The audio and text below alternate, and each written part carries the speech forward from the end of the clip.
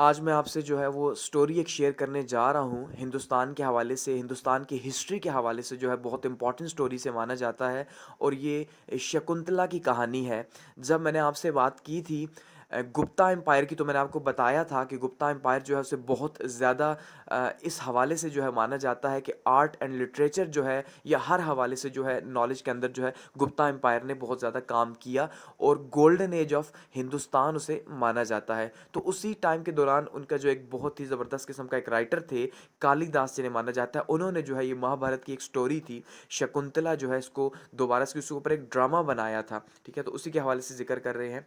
तो शकुंतला बेसिकली माना ये जाता है कि एक जो है वो अ, अ, आप कह लें इसे यतीम बच्ची थी। ठीक हो गया, यानी अनाथ हिंदी के अंदर वैसे एक यतीम बच्ची थी। तो उसे जो है वो एक जंगल के अंदर जो है वो पाला गया और जंगल के अंदर पाल के जो है जहाँ पे बच्चे पलते हैं, आश्रम आप उसे कह लें, तो वहाँ पे जो है उसे पाला गया, वहाँ रखा गया और वहाँ पे वो बड़ी हुई। ठीक होगा, और जंगल ऐसा था कि उस जंगल के अंदर जो है वो जानवर भी थे, जंगली जानवर भी रहते थे, मगर उसके साथ साथ जो है वहाँ पर जंगल उन्होंने खुद भी बनाया हुआ था। यानी जंगल के अंदर जो लोग रहते थे या ये खास करके आश्रम था, तो इन्होंने जंगली जानवर जो है वो पाले हुए भी थे पेट्स की तरह। तो इसी तरह से शकुंतला जो थी उसके बारे में माना जाता है कि उसने क्या जी, उसने एक हिरन जो है वो अपनी रखी हुई थी, अपना पेट के तौर पे रखी हुई थी। ठीक है, तो ये वहीं पे बड़ी हुई थी, तो इसे बहुत ज़्यादा लगाव था, बहुत ज़्यादा प्यार था जो है वो इससे।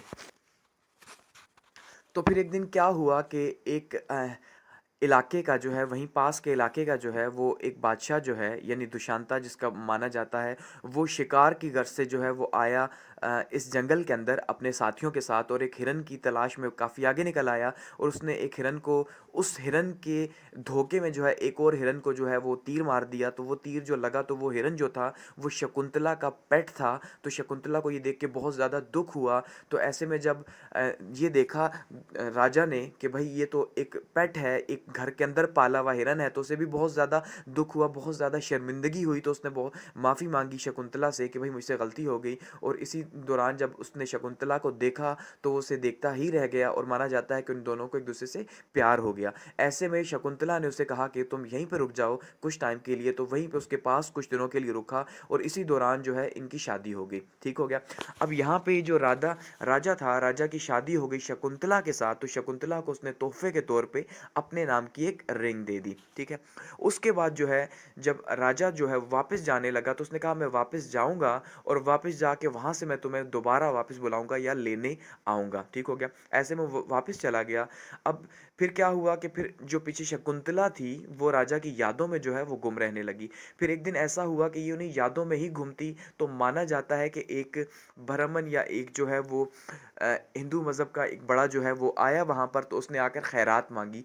तो शकुंतला अपने ख्यालों में डूबी हुई थी, तो उसने तवज्जो नहीं दी। उसने फिर बुलाया, इसने फिर तवज्जो नहीं दी, उसने फिर बुलाया, इसने फिर तवज्जो नहीं दी। तो ऐसे में उसे गुस्सा आ गया। तो उसने पाँव छटके और साथ में ये कहा शकुंतला को कि तू जिसकी यादों में बैठी है, भगवान करे वो तुझे भूल जाए। ठीक है, तो अब ये यानी एक किस्म का एक बद्दुआ दे दी जो है शकुंतला को। अब शकुंतला को थोड़ा सा होश आया तो उसने कहा ये तो बहुत बुरा हो गया, ये तो मुझे कैसी बद्दुआ दे दी इस ब्राह्मण ने। तो उसने बड़ी माफ़ी मांगी। तो माफ़ी के बाद जो है उसने कहा अब चलो फिर ये हो सकता है कि मैं इस बद्दुआ को यूं कह दूं कि जब वो जो उसने जो निशानी तुझे दी है जब वो देखे तो तुझे वो याद आ जाए या उसे तू याद आ जाए। इस तरह की कोई बात कर दी। ठीक है, तो उसके बाद वैसा ही हुआ कि वो तो जो मलंग आया था वहां पर तो उसको खाना खिलाकर वापस भेज दिया गया। लेकिन दूसरी साइड पे जो राजा था, ठीक है जी, दुशांत जो उसको कहा जाता है, तो वो भूल गया कि शकुंतला है। और ये कहा जाता है ये बद्दुआ थी उसकी कि इस वजह से वो भूला कि उसे शाद ही नहीं रहा कि उसने किसी शादी की थी कि नहीं की थी। तो फिर काफ़ी अरसा गुजर गया। तो शकुंतला को जो है वो एक रात ख्याल आया कि भाई अगर यूं तो मैं रही तो ये तो काफ़ी मुश्किल हो जाएगी। अब मुझे अपने शोहर के पास भी जाना है, वो मुझे बुलाने नहीं आया लेकिन मुझे तो जाना है। तो ये इरादा करती है और निकल पड़ती है। तो रास्ते में एक नदी पे से गुजरती है। तो ऐसे में क्या होता है कि नदी में से जब गुजरती है तो इसकी जो रिंग है जो उसने दी थी, दुशांता ने दी थी राजा ने, वो दरिया के अंदर गिर जाती है।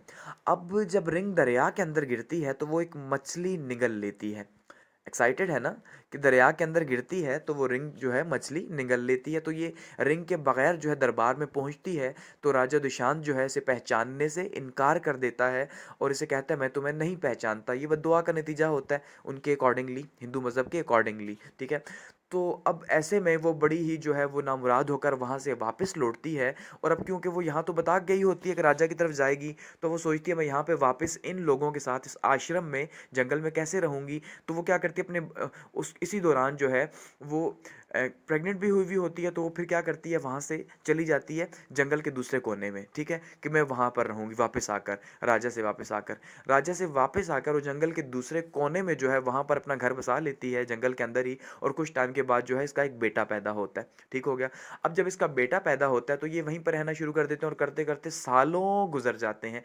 फिर एक दिन जो है वो राजा जो होता है वो बैठा होता है अपने तख्त के ऊपर। तो एक मछेरा आता है तख्त के अंदर और आके कहता है कि मुझे आपको कुछ तोहफे के तौर पे देना है। कहा क्या देना है? कहा जी मैंने मछलियाँ पकड़ी, तो एक मछली जो है उसके जो हलक है उससे मुझे जो है पेट से ये रिंग मिली जिसके ऊपर आपका नाम लिखा हुआ था। तो उसने जैसे ही रिंग देखी तो उसे एकदम से याद आया, ओ हो अच्छा, तो ये तो वो रिंग है जो मैंने शकुंतला को दी थी। तो उसे तब याद आता है कि अरे भाई मैंने तो शादी भी की थी, मुझे तो अब याद आया वो कहाँ पे है मेरी बीवी। यानी कहा जाता है जैसे उसने देखी वो रिंग, तो वो जो बद्दुआ थी कि भाई तुम्हारी कोई निशानी देखे तो मैं दोबारा से, तब वो याद करे तो ख़त्म हो गई। तो उसे याद आ गया कि उसकी एक बीवी भी है जो जंगल के अंदर रहा करती थी।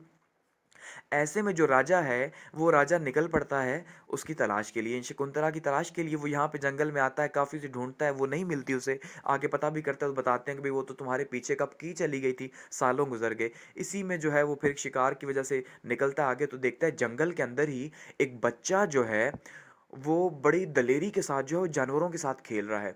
इवन जानवरों के साथ क्या, शेर माना जाता है, ये चीता जो है उसको उसने पकड़ा हुआ है और उसे कहता है तुम अपना मुंह खोलो और मैं तुम्हारे दांत काउंट करूं।